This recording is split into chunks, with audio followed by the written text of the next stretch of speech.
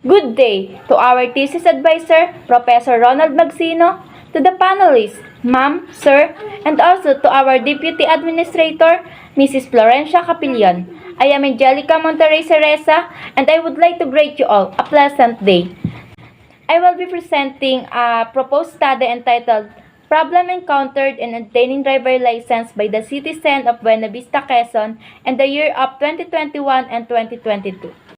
In January 2021, the LTO updated the limitation code system format.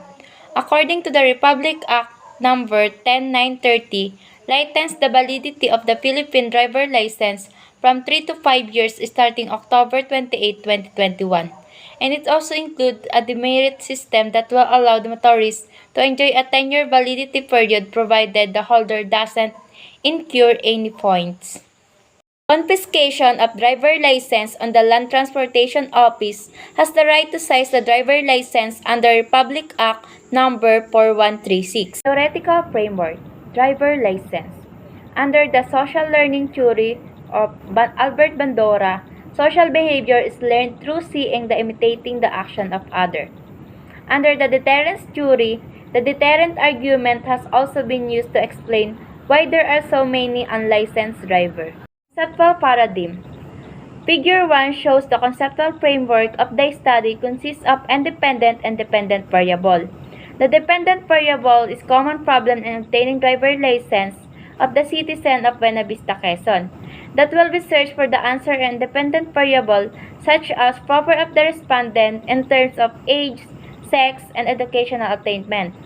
2. Common problem in obtaining driver license. 3. Significance of the profile of the respondent, the common problems in obtaining driver license. Statement of the problem. This research will discuss the problem of obtaining driver license by the citizen of Buena Vista, Quezon. This specifically tries to find the answer of the following question. 1. What is the profile of the respondent in terms of age, sex, and educational attainment? 2. What are the common problems in obtaining driver license by the citizen of Buena Vista, Quezon? 3. Is there a significance of the profile of the respondent and the common problems in obtaining driver license? Hypothesis. There is no significance between the profile of the respondent and the common problem in obtaining driver license. Scope and limitation. The respondent of this study are the citizen of Buena Vista, Quezon in the year of 2021 to 2022. The study is limited on the profile of the respondent to the common problem in obtaining driver license in the citizen of Buena Vista, Quezon, and the significance of the profile of the respondent to the common problem in obtaining driver license. Significance of the study. This research study will discuss the significance of the problems encountered in obtaining driver license of the citizen in Buena Vista, Quezon. To know the common problem of the citizen by obtaining driver license. This study gives some information to the LTO what is the most problem of the citizen, why they don't have getting a driver license. The researcher believes that this study will give the answer to the following. To the future criminology student, to the drivers, to the researcher, to the Land Transportation Office, to the student, to the driver license holder. Chapter 2. Review of related literature. This contains several local and foreign studies and literature found mostly on the internet. This part shows the review of related literature and studies about the importance of driver license. The researcher conducted thorough evaluation of all relevant studies and literature, which greatly aided in the study's effectiveness.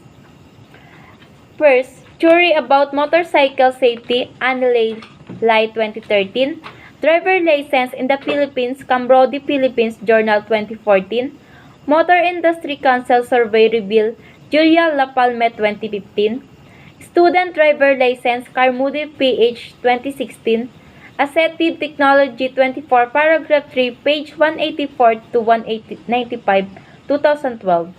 Article Journal of Goiso Police Officer Vocational College 2013, Doc LJ 69 1585 2019, American Journal of Computer Science and Technology 3, paragraph 3, page 57 to 67 2020. Chapter 3. Research Methodology. The researcher will use the deliberate procedure to conduct this study in this chapter. This chapter explains the details about research design, respondent upsampling technique, research locale, research instrument, data gathering procedure, and statistical treatment of data. To find the solution to the problem, the researcher methodologies are presented in this document. Respondent and sampling technique. This table shows the distribution of the respondent. Chosen Barangay and Buena Vista, Quezon, total number of the respondent, sample number of the respondent. First, Barangay Poblacion, with the total number of the respondent 1,783 and sample number of the respondent is 95. Barangay San Diego, the total number of the respondent 733 and the sample number of the respondent is 88. Barangay Ibabang Wasay, total number of the respondent 1,236, sample number of the respondent is 93. With a total number of the respondent 3,752 and the sample number of the respondent 276. The table shows the total number of the citizen from the chosen barangay in Buena Vista, Quezon. The sample number of the respondent coming from the result of the Sloven formula. Research locale. This figure shows the map of the research locale of the study of Buena Vista, Quezon in the chosen location for this study. Statistical treatment of data. Table 2 shows the statistical tools used in the study. Purpose: to determine the adequacy of the sample.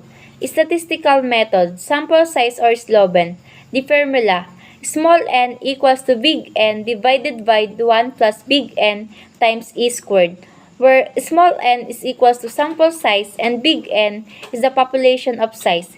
E is the margin of the error.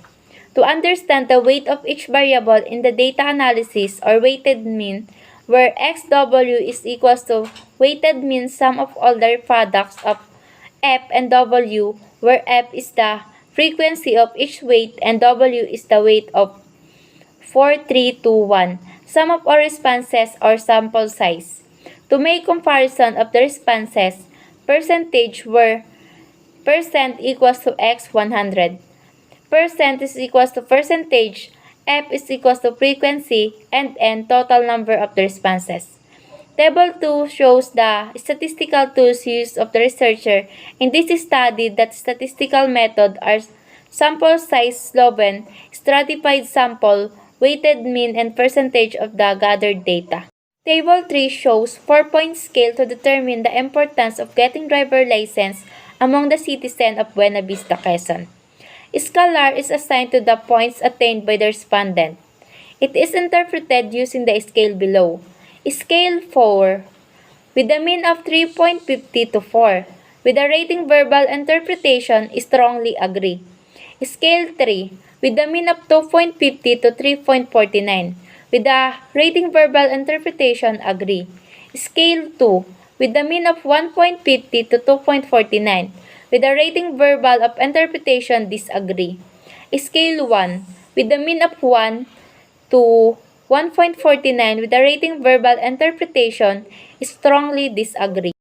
Research instrument questionnaire.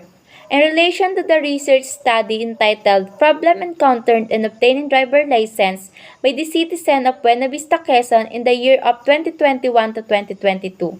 The following questions in this form are designed for this study, and I would like to appreciate your assistance in answering them.